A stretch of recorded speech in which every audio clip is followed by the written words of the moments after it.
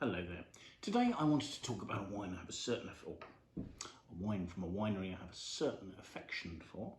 This is Bleasdale's Bremerview Shiraz from 2018, and Bremerview refers to the vineyards which are alongside the River Bremer in the Langhorne Creek district of South Australia. So the vineyard is about 55 kilometres southeast of Adelaide. And as I say, this is one of the first vineyards I ever visited in Australia, and it left quite a lasting impression because there's a very strong history at Bleasdales. They're the second oldest family-owned winery in Australia, and when I visited, the person running the cellar door was the matriarch, old Mrs. Bleasdale, and she made it very clear to me that as a family they were hanging on in there because Bleasdales was only formed 2 years after the Hill Smiths formed Yalumba in 1848. They were founded in 1850, and they were hanging on in there just to make sure that if anything happened to the Hill Smiths, they would take the crown from them. And if you go to the winery, it's a very particular location in the Langhorne Creek. It's not quite as flashy as some places in the Barossa Valley, but there was a wonderful old historic wine press there, for instance, that was built by Frank Potts originally. But Potts travelled to Australia with the first settlers of South Australia, so he can really be seen as a colonist, and he was a bit of an engineering polymath. I think he built a steamer for to sail on Lake Alexandrina, the nearby lake. But more importantly, as he set about planting his vineyards, he built a system of dams, weirs and levees so that he could flood the vineyards. So literally, with their old vineyards, such as those alongside the River Bremer, every year when the river rises, they allow the floodwaters to enter the vineyards and flood the vineyard to a depth of probably up to about a metre. And if you look at their winery, that's built on a low hill. It's about a metre higher than the surrounding area. And there are depth markers along the road so that you can drive a tractor through the floodwaters and you can still see whether it's safe to proceed through.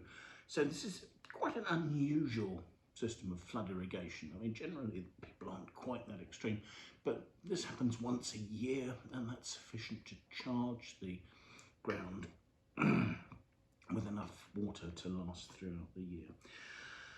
The family is today run by the sixth generation of the Bleasdale family, although to be fair, they have given up part of the ownership there. They now own 52% of the winery, with the balance being owned by a company that are their Asian importer and another by a company that had assets in pastoral land. So one an Asian company, but another an Australian company.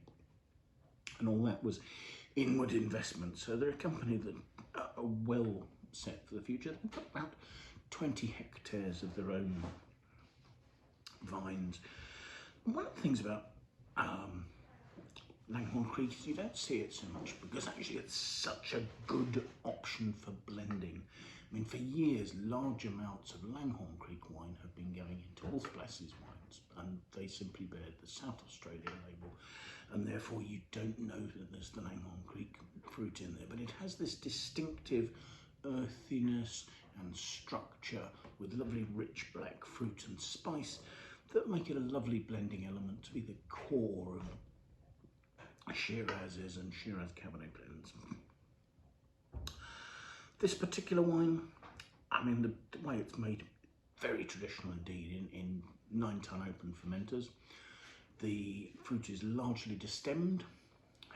It's they keep 15% of whole bunches in there, maybe for a short period. Just at the beginning of fermentation, it ferments to 9 to 12 days, gets drained off, settles, goes into oak vats and barrels for, I like to conversion. Aging takes about 12 months, and that goes on in hogsheads and puncheons of about 10% new and the balance seasoned French oak. So that's sort of barrels in a size range from about 225 to about 500 litres in size. So generally slightly larger than a standard barrique. The blend of the wine, they note for 2018, has about 2% of Grenache added into it. Presumably that's just to round it out and smooth off that sort of slightly earthy, maybe slightly rustic note on the end. We'll see. So let's have a look at the wine, shall we? There's a medium depth there. I mean, this is not a hugely expensive wine, I should say. It's which I suppose makes it quite typical of most of the Langhorne Creek fruit that we see going into sort of large blends from the major multinational companies there, multinationally sold anyway. You've got a reddish hint to quite a black red fruit.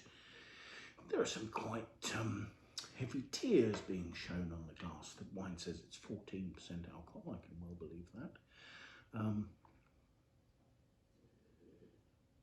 And there's a very rich and ripe, quite sort of lifted, almost sort of spirity red fruit note there. As a lifted red currant and mulberry note over more of a black cherry.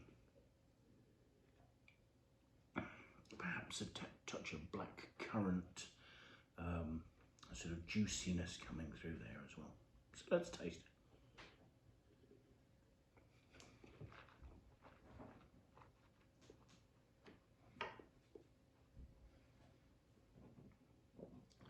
I didn't make any note of oak aromas on the nose, and I didn't really see them there. But on the palate, you've got a dryness that is quite cedary straight away, and that's giving grip to the front palate. But it gives that grip, and it's just surrounded by this juicy, rich mulberry fruit without that sort of spicy, maybe slightly peppery grip. This would almost sort of seem quite sort of fruit juice like, but it's adding quite a serious aspect to it. But the juiciness of the fruit is continuing throughout the wine. The acidity seems balanced. It's not particularly showing as being sharp, but there's enough acidity to enliven the fruit and give it some nice freshness. The tannins are supple. Once you get past the sort of the pepperiness of the initial structure, on the finish they're not drying that out in the slightest. There's a nice juicy length. I mean, this is not an exceptional wine, but it's a nicely balanced, well-made wine that's persisting quite well in terms of flavour. The alcohol's not closing up the fruit on the finish. I can still see that, and that's very attractive.